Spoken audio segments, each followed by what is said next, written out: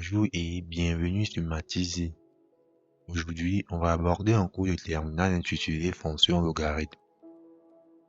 La fonction logarithme népérien, que l'on appelle également la fonction ln, est une fonction définie de 0 plus l'infini à valeur dans R et qui a tout x associé ln de x. Si l'on prend u, une fonction strictement positive, alors la dérivée de ln de u c'est u' sur u. Nous allons continuer avec l'étude du signe de la fonction ln. Nous allons d'abord déterminer les valeurs qui annulent la fonction ln. ln de x égale à 0, équivalent à dire que x égale à 1.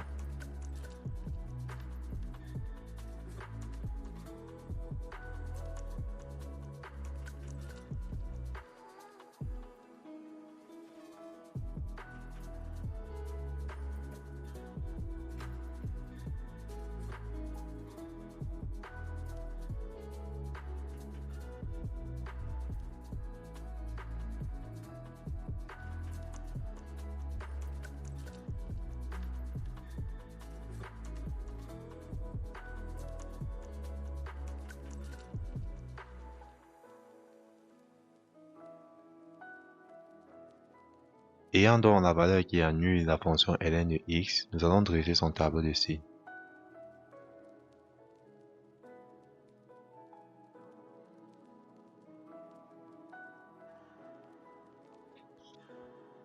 Vous pouvez vous servir d'une calculatrice et vous verrez que entre 0 et 1, ln de x est négatif. Et entre 1 et plus l'infini, ln de x est positif. Nous allons donc conclure en disant que pour tout x appartenant à 0, 1, ln de x est négatif. Et pour tout x appartenant à 1 plus l'infini, ln de x est positif. On va continuer avec les propriétés du logarithme népérien.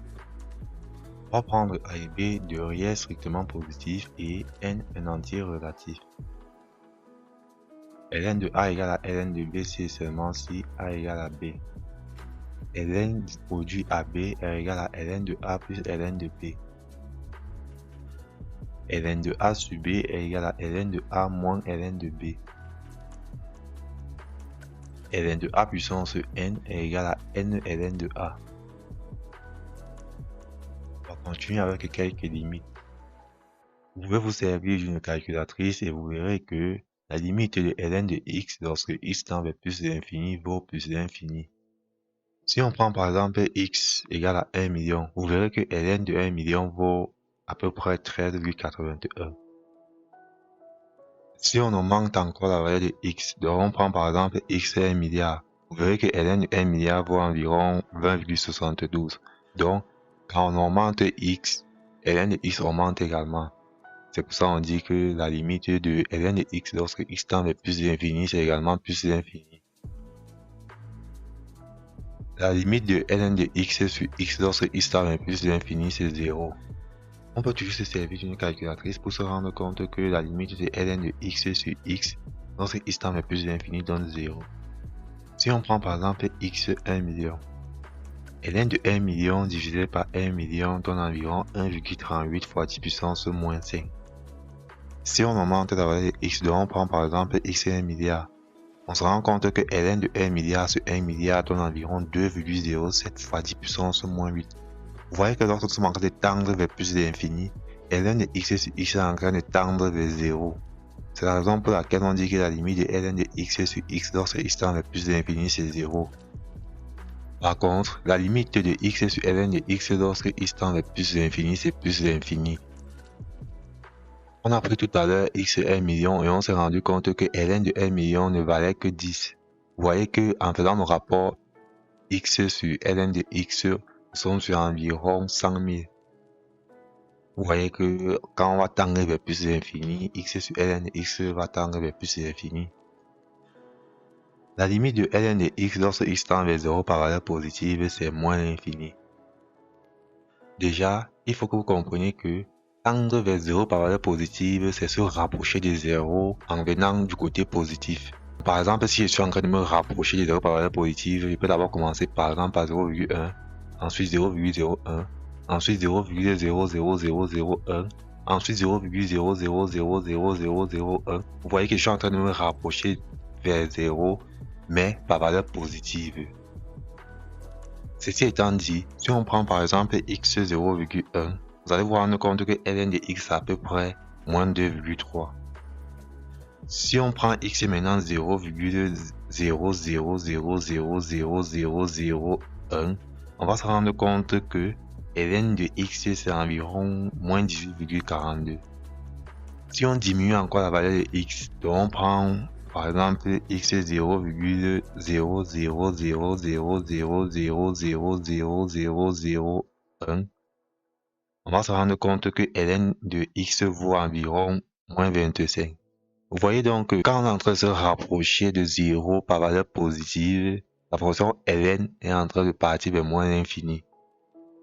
C'est la raison pour laquelle on dit que la limite de ln de x lorsque x tend vers 0 par valeur positive donne moins l'infini. On va maintenant chercher à évaluer la limite de x ln de x lorsque x tend vers 0 par valeur positive. Pour ça, nous allons poser grand x égale à l'inverse de petit x. Nous sommes d'accord que lorsque petit x tend vers 0 plus, grand x quant à lui tend vers plus l'infini. Donc, la limite de x ln de x lorsque x tend vers 0 par valeur positive, c'est encore la limite de moins ln de grand x sur grand x lorsque grand x tend vers plus l'infini. On a vu précédemment que ln de a sur b c'est encore ln de a moins ln de b. Donc, ln de 1 sur x c'est encore ln de 1 moins ln de x. Sachant que ln de 1 vaut 0, alors ln de 1 sur x vaut moins ln de x. Et on a également vu que ln de x sur x lorsque x tend vers plus l'infini c'est 0. Donc, x ln de x lorsque x tend vers 0 plus c'est 0. Nous allons par la suite évaluer la limite de ln de x sur x lorsque x tend vers 0 par valeur positive. Pour ça, nous allons poser grand x égale à l'inverse de petit x. Lorsque petit x tend vers 0 plus, grand x tend vers plus l'infini. La limite de ln de x sur x lorsque x tend vers 0 plus est égale à la limite de moins grand x ln de grand x lorsque grand x tend vers plus l'infini. On venait de voir tout à l'heure que ln de 1 sur x c'est encore moins ln de x. Lorsque grand x tend vers plus l'infini, ln de x tend vers plus l'infini. Grand x quant à lui tend également vers plus l'infini. On a donc plus l'infini fois plus l'infini qui donne plus l'infini. On multiplie encore par moins 1. On obtient donc moins l'infini qui est la limite de ln de x sur x lorsque x tend vers 0 par valeur positive. La limite de ln de x sur x moins 1 lorsque x tend vers 1 est égale à 1. C'est la dérivabilité. En retirant ln de 1 à ln de x, on n'a rien changé à cette expression, puisque ln de 1 c'est 0. Mais l'avantage de réécrire ln de x sur x moins 1 comme ceci, c'est que là on voit apparaître la dérivabilité. La limite de f de x moins f de xo sur x moins xo lorsque x tend vers xo, qui est égal à f' de xo, bien sûr si f' de xo est fini. En prenant donc f de x égale à ln de x, la dérivée de f de x c'est 1 sur x, et f' de 1 c'est 1 sur 1 qui vaut 1. Donc, la limite de ln de x sur x moins 1 lorsque x tend vers 1 donne 1. La limite de ln de x plus 1 sur x lorsque x tend vers 0 donne également 1. C'est toujours la dérivabilité. En retirant 0 ici, on n'a rien changé. En retirant également ln de 0 plus 1, on n'a rien changé puisque ln de 1 c'est 0. Mais l'avantage d'écrire comme ceci, c'est que là on voit apparaître la dérivabilité. La limite de f de x moins f de xo sur x moins xo lorsque x tend vers xo. On va continuer avec une étude de la fonction ln. F existe si seulement si x est strictement positif. On ne calcule pas de ln d'un nombre négatif ou nul.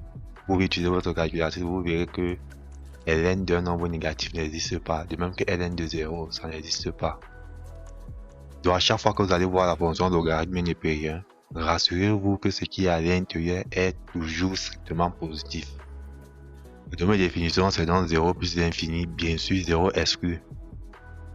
On va maintenant évaluer les limites au bord du domaine de définition. La limite de f de x lorsque x tend vers plus l'infini c'est plus l'infini. La limite de f de x lorsque x tend vers 0 par valeur positive, c'est moins l'infini. On a déjà vu ça, donc nous n'allons pas nous attarder encore dessus. F est dérivable sur 0 plus l'infini et pour tout x appartenant à 0 plus l'infini, f' de x égale à 1 sur x.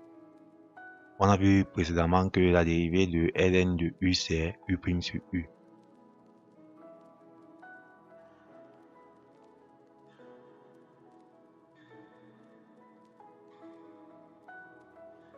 La dérivée de f étant strictement positive sur 0 plus l'infini, la fonction f est strictement croissante sur 0 plus l'infini.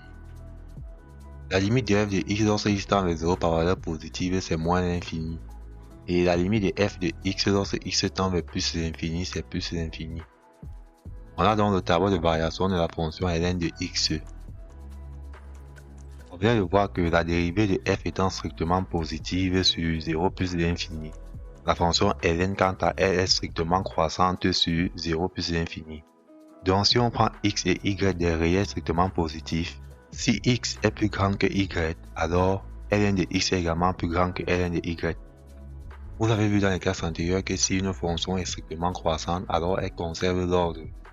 On va continuer avec le logarithme de base quelconque. Ici on prend a un réel strictement positif et différent de 1. Vous allez comprendre pourquoi a doit être strictement positif et différent de 1. La fonction logarithme de base a est une fonction définie de 0 plus l'infini à valeur dans R et qui a tout x associé. Logarithme de base a de x égale à ln de x sur ln de a. Vous comprenez donc pourquoi on a dit que a doit être strictement positif, puisqu'on ne peut pas évaluer ln d'un nombre qui est négatif ou nul. Maintenant, si on prend a égale à 1, nous aurons ici ln de x sur ln de 1, donc ln de x sur 0, qui n'existe pas. On ne divise pas un nombre par 0. C'est la raison pour laquelle a ne doit pas être égal à 1.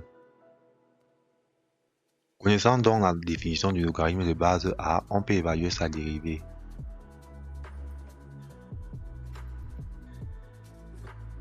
Qui n'est autre que u' sur u ln de a. Pour la suite, on va prendre x et x', deux réels strictement positifs. Le logarithme de base a de x est égal au logarithme de base a de x' si et seulement si x est égal à x'. Le logarithme de base a de x puissance n, bien sûr avec n entier relatif, c'est n logarithme de base a de x. Vous avez devant vous une petite démonstration. Le logarithme de base a du produit x' est égal au logarithme de base a de x plus le logarithme de base a de x'. Le logarithme de base a de x sur x' est égal au logarithme de base a de x moins le logarithme de base a de x'. Pour la suite, on va prendre b un réel strictement positif et différent de 1. Le logarithme de base a de x est encore égal à ln de x sur ln de b fois ln de b sur ln de a. On peut simplifier ln de b, ln de b, on n'a rien changé au logarithme de base a de x. On a alors le logarithme de base a de x qui est égal au logarithme de base a de b fois le logarithme de base b de x. On appelle généralement cette relation la relation de changement de base. On quitte du logarithme de base a au logarithme de base b en multipliant par le logarithme de base a de b. On va continuer avec quelques exercices d'application. Il faut ici déterminer de mes définitions des fonctions suivantes. La première fonction c'est ln de x carré moins 1. La fonction f existe si et seulement si ce qui est à l'intérieur du logarithme népérien est strictement positif. On va donc chercher les parties de R où x carré moins 1 est strictement positif. On a deux valeurs qui annulent le polynôme x carré moins 1, 1 et moins 1.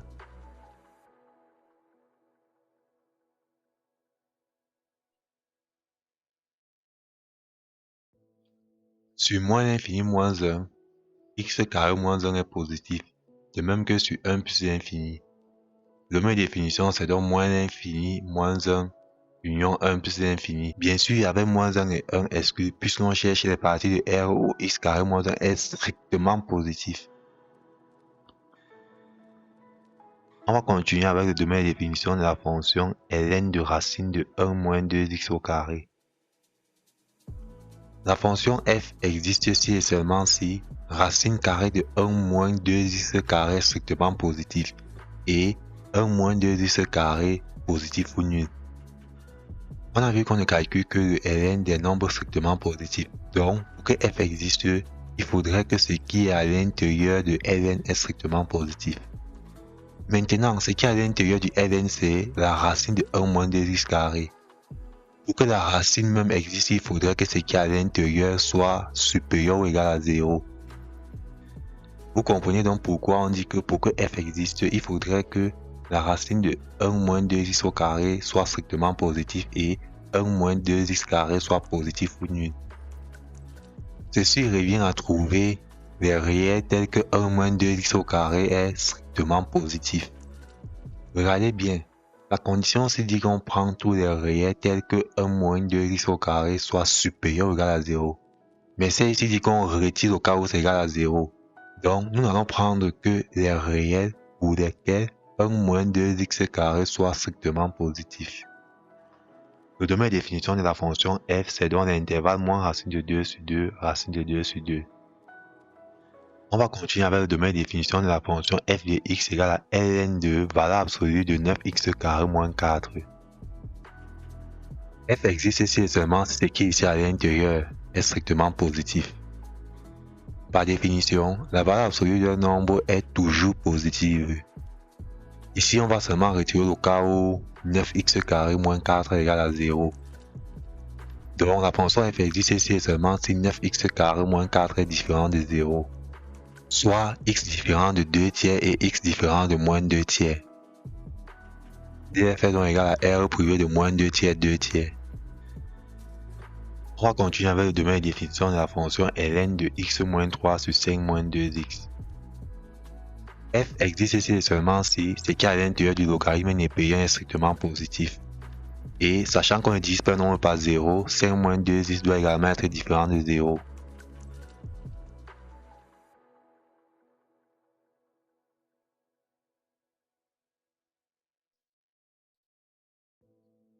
Le domaine de définition de f c'est donc l'intervalle 5,5 3. On va continuer avec un autre exercice d'application. Il faut ici résoudre des équations et des inéquations. La première inéquation c'est ln de x moins 1 supérieur ou égal à ln de moins x plus 2. Puisqu'on ne calcule pas de ln d'un nombre négatif ou nul, x moins 1 doit être strictement positif, de même que moins x plus 2. Donc, la solution qu'on cherche doit appartenir à 1, 2.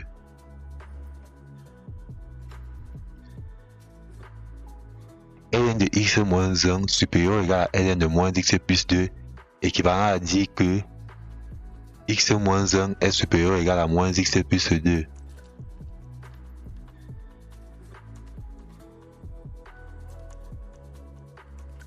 On a donc x supérieur ou égal à 3,5, soit x appartient à l'intervalle 3,5 plus l'infini. On sait également que la solution doit appartenir à l'intervalle 1, 2. Donc, S, c'est l'intervalle 3,5, 2. On va continuer avec une autre inéquation. ln de x carré moins 1 strictement négatif. X carré moins 1 doit être strictement positif, soit que x doit appartenir à moins l'infini moins 1 ou à 1 plus l'infini. Puisque 0 c'est encore ln de 1, on peut réécrire l'inéquation aussi comme suit. La fonction ln étant une fonction strictement croissante, elle conserve le rang. ln de x carré moins 1 est plus petit que ln de 1 si et seulement si x carré moins 1 est plus petit que 1.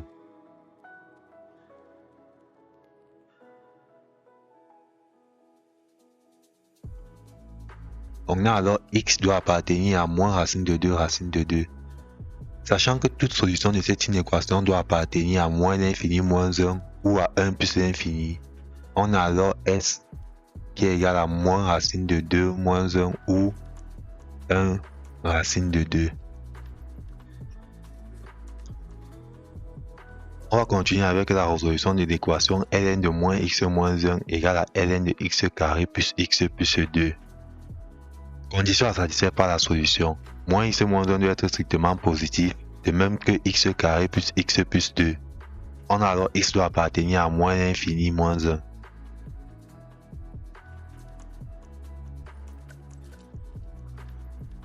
On a vu dans le cours que ln de a égale à ln de b si et seulement si a égale à b. Donc ln de moins x moins 1 égale à ln de x carré plus x plus 2 si et seulement si moins x moins 1 est égal à x carré plus x plus 2. Le discriminant delta étant strictement négatif, cette équation n'admet pas de solution dans RE. On va continuer avec la résolution dans RE de l'équation ln de moins 3x plus 4 égale à 1. Condition à satisfaire par la solution. Moins 3x plus 4 doit être strictement positif. Soit x doit appartenir à moins l'infini 4 tiers.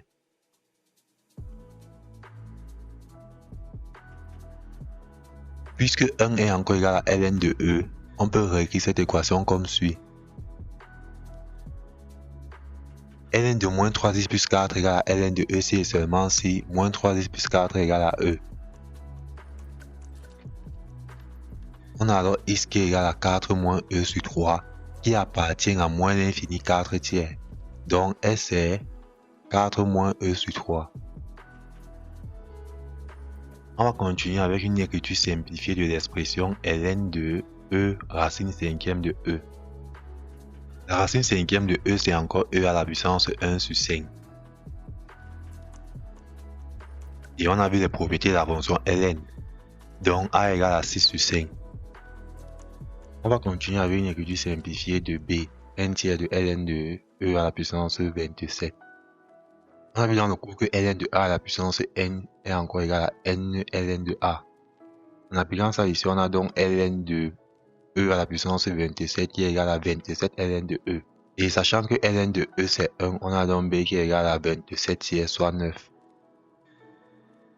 On va continuer avec une écriture simplifiée de c, ln de e au carré moins ln de e à la puissance moins 2. ln de e au carré c'est encore 2 ln de e. ln de e à la puissance moins 2 c'est encore moins 2 ln de e. Et sachant que ln de e c'est 1, on a donc c qui est égal à 4. On va déterminer le logarithme de base e de x avec x un réel strictement positif.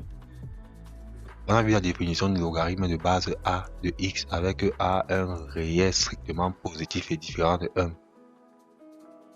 A titre de rappel, le logarithme de base a de x c'est ln de x sur ln de a. Donc si on applique ça ici, on a le logarithme de base e de x qui est égal à ln de x sur ln de e. Sachant que ln de e c'est 1, on a donc le logarithme de base e de x qui est égal à ln de x. Comprenez donc que la fonction ln de x, qu'on appelle également le logarithme népérien, c'est en réalité le logarithme de base e. Quand on écrit log sans mettre la base, c'est qu'il s'agit du logarithme de base 10. Donc log de x c'est le logarithme de base 10 de x, qui n'est autre que ln de x sur ln de 10. On va continuer avec une écriture simplifiée du logarithme de base 5 de 25. Par définition, le logarithme de base 5 de 25 c'est ln de 25 sur ln de 5. Puisque 25 c'est encore 5 au carré, on a donc b qui est égal à ln de 5 au carré sur ln de 5. ln de 5 au carré c'est encore 2 ln de 5. On a donc finalement b qui est égal à 2. On va terminer ce cours sur les fonctions logarithmes par une écriture simplifiée de c égale à logarithme de 0,01. On vient de voir que quand on écrit log sans mentionner la base, c'est qu'il s'agit du logarithme de base 10. Donc, le logarithme de 0,01, c'est le logarithme de base 10 de 0,01, qui n'est autre que ln de 0,01 sur ln de 10. Puisque 0,01 c'est encore 10 puissance moins 2, on a donc c qui est égal à ln de 10 puissance moins 2 sur ln de 10. Sachant que ln de 10 à la puissance moins 2 c'est moins de ln de 10, on a finalement c qui est égal à moins 2.